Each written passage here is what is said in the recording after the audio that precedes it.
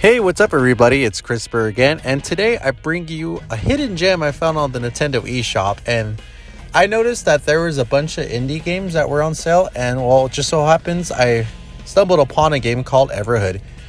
And basically, from what I understand, it's a pretty solid game, and I get most of that Undertale vibe from it. Like, you'll see many of the pixel characters.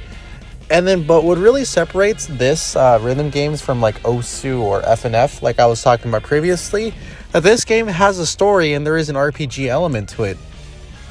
So let me kind of explain. The guy you play as, he doesn't really have a name yet. I haven't like progressed in the game further enough. I'm like 50% done.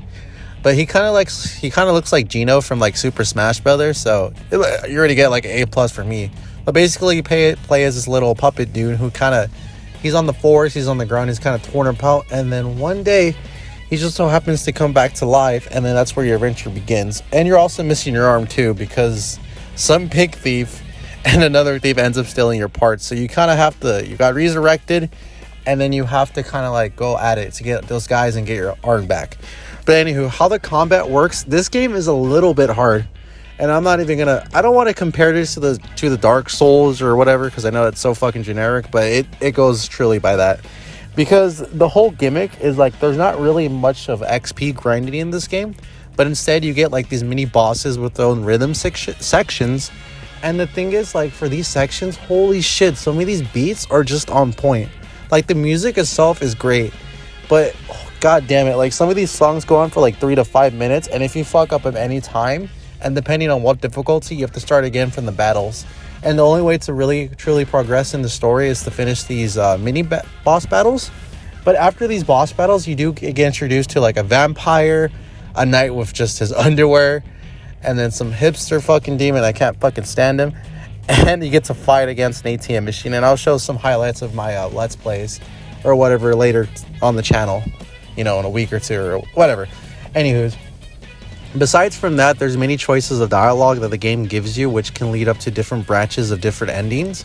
And it's a bit trippy. Also, too, you should be aware if you do have like epilepsy seizures, be careful, because some of the visuals, but it's amazing, but it gives you a warning too. Like, these visuals are pretty trippy, as you can see clearly right now in this footage I'm providing for you by my own gameplay.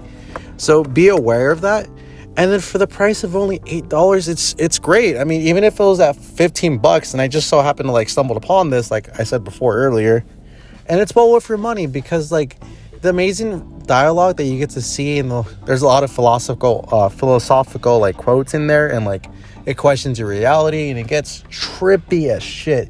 You even have some characters questioning their purpose in the game and existence, and it kind of hits you in the feels, because there's like a few characters, particularly this character right now that I'm showing you on the screen.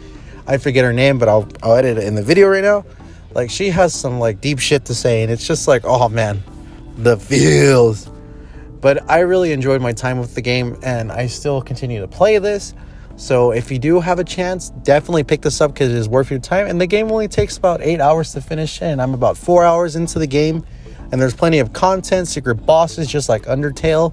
And many of the visuals before are fucking trippy. There's also many mechanics in these rhythm games, so it's not just your standard like up, down, left, right, but instead you're kind of like dodging the enemy's projectiles. And while you're doing that, you're also jumping or reflecting the projectiles, or throwing things at them. So you'll never get truly bored. And then also, too, the tutorial does an excellent job of kind of training you what to expect. And then for the modes of difficulty, there's easy, medium, which I'm playing, hardcore, and nightmare.